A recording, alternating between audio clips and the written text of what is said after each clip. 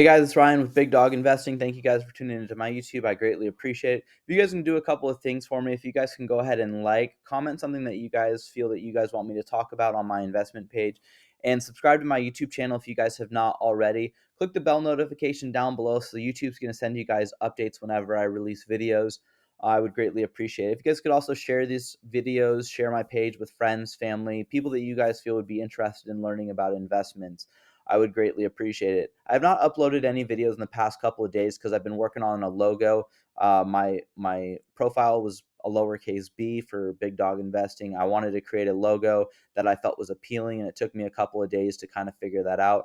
So this is my logo, and this is my logo now posted on my YouTube channel. So hopefully you guys can see that.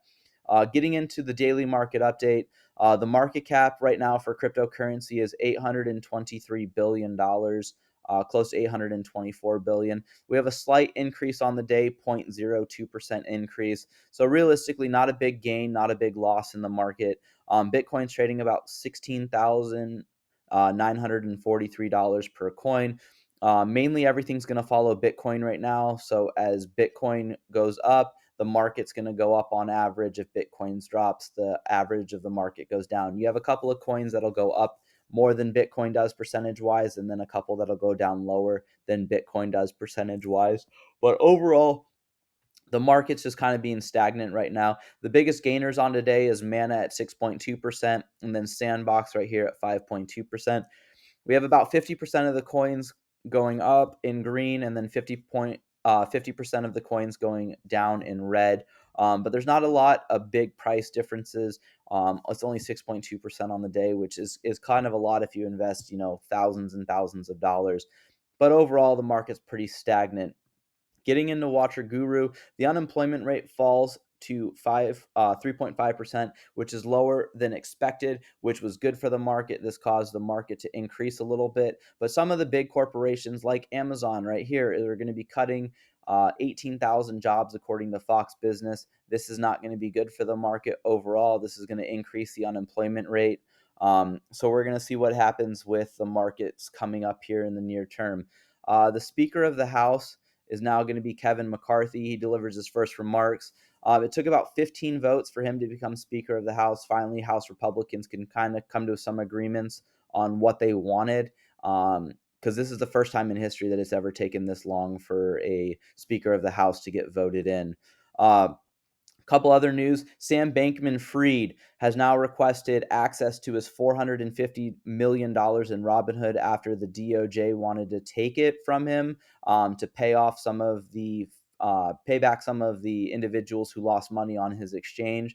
But he wants that money for himself for legal fees. He was worth a lot of money just a while ago, but due to the fall of FTX and the whole scandal, he's now wanting to take his $450 million and use that as legal fees.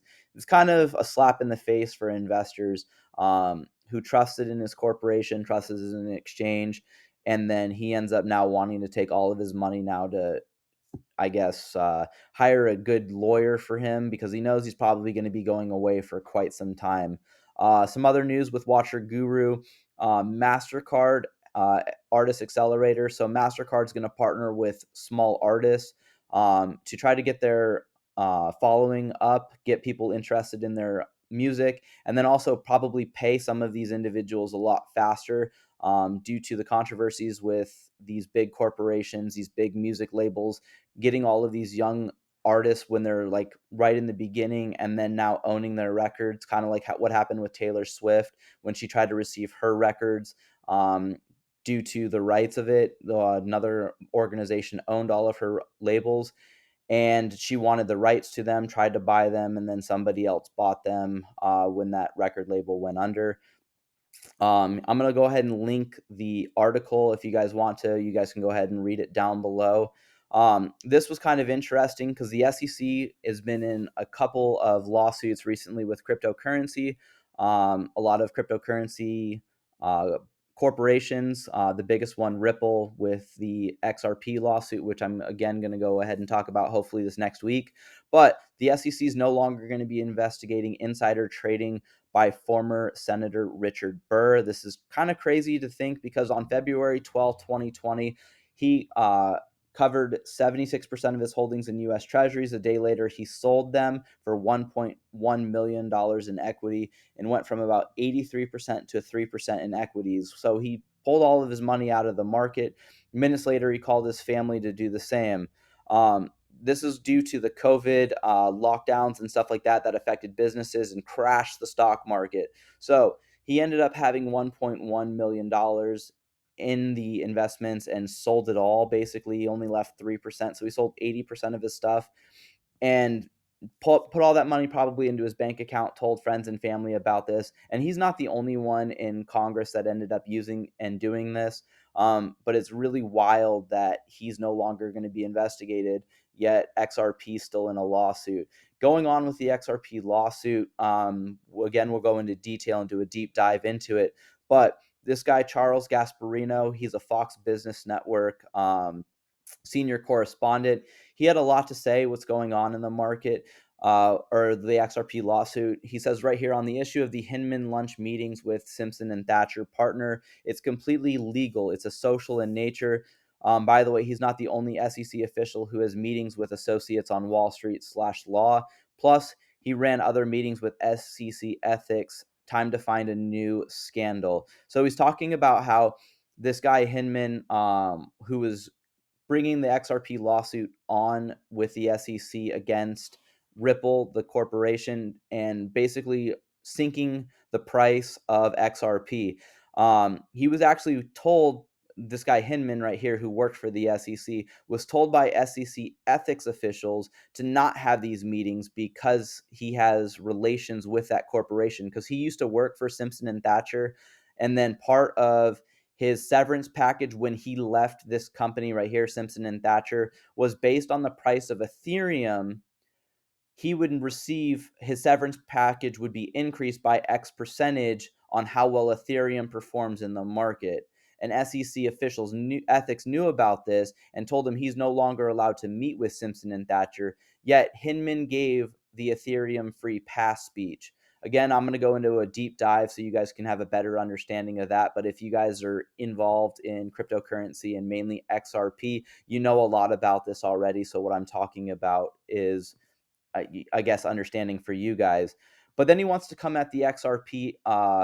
Basically, the XRP army is what these individuals are called. A lot of people who are highly invested in XRP got together and basically got the term XRP army.